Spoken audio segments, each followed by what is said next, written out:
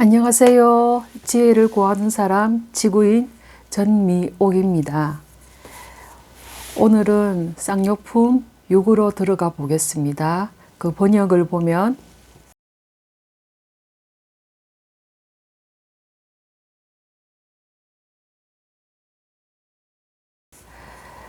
다른 사람 꾸짖기를 좋아하지 말고 스스로 내 자신을 되살펴 보는데 힘써라. 이렇게 알미 있다면 근심은 영원히 없어진다. 자, 쌍욕품 6의 번역입니다. 쌍욕품 6의 뜻을 보면 다른 사람의 허물을 지적하기 전에 스스로의 허물을 먼저 돌아보고 이렇게 자신의 허물을 진정으로 알게 되면 세상과의 모든 다툼으로부터 저절로 쉬게 된다는 뜻입니다.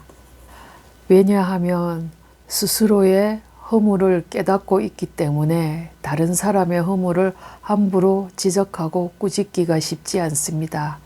그래서 타인과의 마찰이나 다툼으로부터 자유로워지니 그로 인해 파생되는 근심이 자연히 사라지고 없어진다는 뜻입니다. 세상 일들을 보면 우리 삶에서 파생하는 많은 일들이 대부분 타인과의 관계에서 생기는 다툼, 갈등 등의 일들이 대부분이기 때문입니다. 쌍욕품 7 번역을 보겠습니다.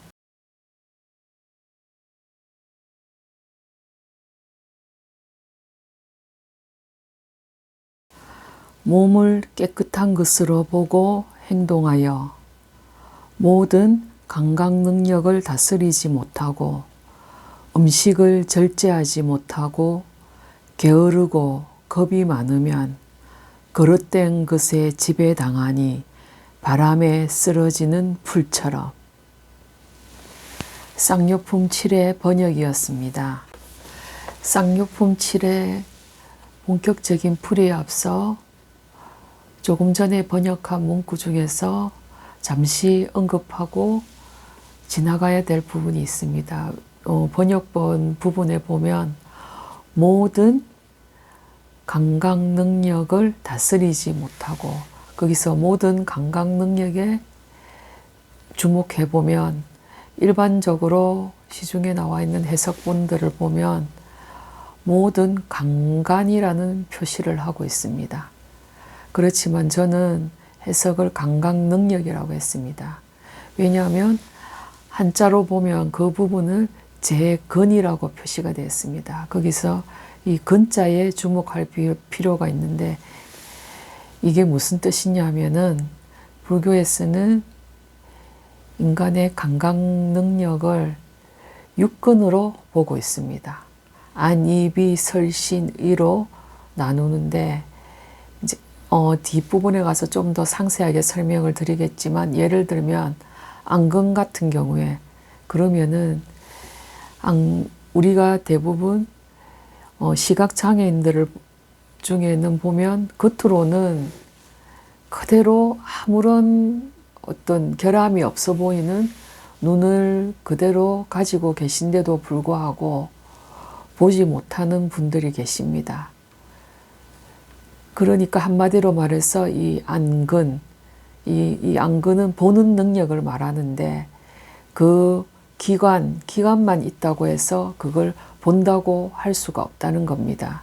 현대의학적으로 보면 우리 몸을 구성하는 기본 단위가 세포이고 그 다음으로 이 모양과 기능이 비슷한 세포가 모여서 조직을 형성합니다. 또 이 여러 가지 조직이 모여 고유한 모양과 기능을 갖춘 기관이 형성되는 것입니다. 그렇기 때문에 단순히 조금 전에도 언급했지만은 그 감각기관이 모양만 있다고 해서 그러니까 그 능력이 없으면은 그 기능을 제대로 못 하는 거죠. 그죠? 그렇기 때문에 저는 강간이라는 표시보다는 감각 능력이 맞다고 생각해서 이 부분을 감각 능력으로 표시해 보았습니다. 본격적으로 쌍욕품 7의 풀이에 들어가 보겠습니다. 우리 몸을 깨끗하다고 여기며 우리 몸은 깨끗하지도 더럽지도 않은 몸은 다만 몸일 뿐입니다. 그리고 감각 능력을 만족시키는 즐거움만을 지금 쫓는 상태를 말을 하는 거죠. 자, 모든 감각 능력은 조금 전에도 언급했지만 불교에서는 육근이라고 6영역으로 나뉘어서 말을 하고 있습니다. 첫째, 안근. 안근은 보고, 이근은 듣고, 비근은 냄새 맡고, 그 다음에 설근은 맛보고, 그 다음에 신은 접촉하고, 그 다음에 의는 사유하는 마음작용을 지칭한다고 볼 수가 있습니다. 이렇게 우리의 이런 감각 능력을 6부분으로 나누고 있습니다. 그런데 여기서 좀 더 설명을 덧붙이자면은 이 근이 이런 어떤 본다는 능력이 있을 때 본다는 것은 그 대상이 반드시 존재해야 되겠죠.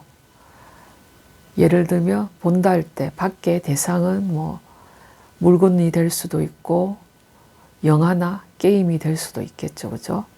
그것처럼 불교에서 이렇게 뭔가 보는 능력, 냄새 맡는 능력, 맛보는 능력, 소리 듣는 능력 뭐 이렇게 나눠서 크게 6영역으로 나뉘어진다고 했는데 그 대상이 되는 영역을 색은 이제 불교에서 물질적인 걸 뜻한다고 볼 수가 있습니다.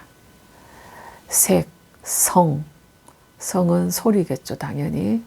향은 냄새고, 미는 맛을 말하고, 촉은 말 그대로 접촉하고, 촉감한다 뜻이 있겠죠. 그 다음에 그 촉에 맞춰서 그러니까 의에 상대되는 게 법이라는 게 있습니다. 이 법은 무엇이냐면은 저번에 풀이에서도 맨 처음에 시작할 때 법에 대해서 설명을 드렸는데 이 법이 내포하고 있는 뜻이 상당히 광범위하다고 했습니다. 자, 다시 한 번 더 기억을 되살려 보면 보편적인 진리, 그 다음으로 세상의 만물, 사물 존재를 지칭하기도 하고 마음작용으로 인식된 현상, 그 다음에 부처님의 가르침을 법이라 한다 했죠. 그죠? 그래서 이 육근의 대상이 되는 것이, 그러니까 육근은 안근, 이근, 비근, 설근, 신근, 의근으로 6부분으로 나뉘고 그 대상이 되는 것이 색성향 미촉법으로 나뉩니다. 그래서 이 안근 같은 경우에 요즘 우리가 우리 눈의 만족을 위해서 추구하는 것들이 뭐가 있죠? 뭐 그림을 본다든지 안 그러면 요즘 크게 부상하고 있는 게임이나 영화 같은 것들이 있을 수가 있고, 그 다음에 듣는 거. 이제 소리를 듣는다는 것은 성에 해당되는 거는 뭐 연주 음악이라든가 노래, 또 그 다음으로 비면은 코를 말하죠. 냄새, 색성, 향. 요즘 향수 산업도 굉장히 여러 번창하고 있는 상태죠. 요즘 굉장히 좋은 향기를 찾기 위해서 여러 향수를 쓰는 사람들도 많죠. 네. 다음으로 설근이 있죠. 이 설근의 대상이 되는 게 맛이죠. 요즘 이 맛을 추구해서 맛집을 찾아다니는 사람들도 많죠. 그 다음에 신은 뭐냐면 우리 몸으로 접촉하고 느끼는 거죠. 어떤 거냐면 뭐 촉감이 부드럽다든지 촉감뿐만이 아니고 덥다, 춥다, 뭐 아프다, 통증 이런 것도 자, 이런 촉에 해당된다고 볼 수가 있죠. 그 다음에 이 의건에 대꾸되는 게 법이라고 했었죠. 조금 전에. 이 의건은 사유능력, 인식능력, 한마디로 마음작용이라고 볼 수가 있습니다. 앞에서 있었던 안이비, 설신 그 5가지의 감각능력을 종합해서 사유하는 어떤 능력, 인식능력이라고 볼 수가 있습니다. 조금 전에도 말씀드렸지만 이러한 감각능력들을 육건이라고 그 대상이 되는 그 대상을 지칭하는 용어가 육경입니다. 조금 전에도 말했지만 이 우리의 감각 능력을 만족시키는 무수한 것들이 존재하죠. 이런 걸 추구한다는 것이 나쁜 게 아니고 적절히 추구하면 괜찮은데 그 적당함의 도를 넘었을 때 예를 든다면 자, 이 안건, 이 보는 능력을 만족시키기 위해서 게임을 적당히 하는 건 괜찮다고 생각합니다. 그런데 그게 도를 넘어서 아무것도 하지 않고 하루 종일 게임만 한다. 이렇게 되면 그때는 이제 게임에 집착하는 상태가 되겠죠. 그렇게 되면 그거는 뭐로 간다? 병으로 가는 거라고 볼 수가 있습니다. 뭐든지 적당한 추구는 괜찮지만 그게 도를 넘었을 때 그때는 이제 집착의 상태로 가서 병으로 간다고 볼 수가 있는 것입니다. 이를 다스리지 못한다는 것은 오로지 이 감각 능력들의 즐거움과 쾌락의 욕구만을 추구한다는 것입니다. 결국 육체적 욕구에 굴복해서 음식을 절제하지 못하고 이 부분이 나오는데 보면 음식을 절제하지 못하게 되면 어떤 현상이 일어나죠? 당연히 비만이 오게 되겠죠. 그죠? 살이 찌기 시작합니다. 살이 찐다는 게 나쁜 게 아니고 살이 찜으로 해서 그와 더불어서 병이 오게 되죠. 요즘 그걸 성인병이라고 하죠. 이 병이 오게 되고 그렇게 되면 그 다음으로 문구를 보면 게을러진다고 되어 있는데 사람이 살이 찌게 되면은 게을러지죠. 사람이 살이 찌고 몸이 무거워지면서 게을러지고 조금 전에도 언급했지만 살이 찌게 되면 몸에 병이 올 수 있다고 했습니다. 살이 찌고 아프게 되면 소심해지면서 위에 문구에도 있지만은 겁이 많아진다고 나와 있죠. 그죠? 이렇게 겁이 많아지면 자신이 자신의 주인이 되지 못하고 자신의 욕구와 욕망의 노예가 되어 끌려다니게 됩니다. 다음으로 보면 거릇된 것에 지배당한이라는 문구가 있는데 여기서 거릇되다는 것은 사악하고 옳지 못하다는 거죠. 거릇된 것에 지배당하는 게 뭘까요? 자, 지금 당장 떠오르는 거는 자, 술이라는 게 있죠. 그죠? 이 술이 지나치면은 결국은 알코올 중독으로 갑니다. 나중에 내가 다 파괴되죠. 그 다음으로 담배는 백해무익이라고 말하죠. 그 담배를 구성하는 그 안에는 오로지 인간의 몸에 해만 끼치는 성분들이 들어 있습니다. 그리고 요즘 새로운 사회 문제로 대두되고 있는 게 뭐가 있죠? 마약이라는 게 있죠. 그죠? 이 마약은 사람의 정신을 피폐하게 하고 몸까지도 세잔하게 해서 그 사람을 폐인으로 만들게 됩니다. 그리고 거릇된 것에 지배당하는 모습을 바람에 쓰러지는 풀 같다고 표현을 한 것입니다. 우리 모두 자신의 욕구와 욕망의 노예가 아닌 자기 삶의 주인이 되어야겠습니다.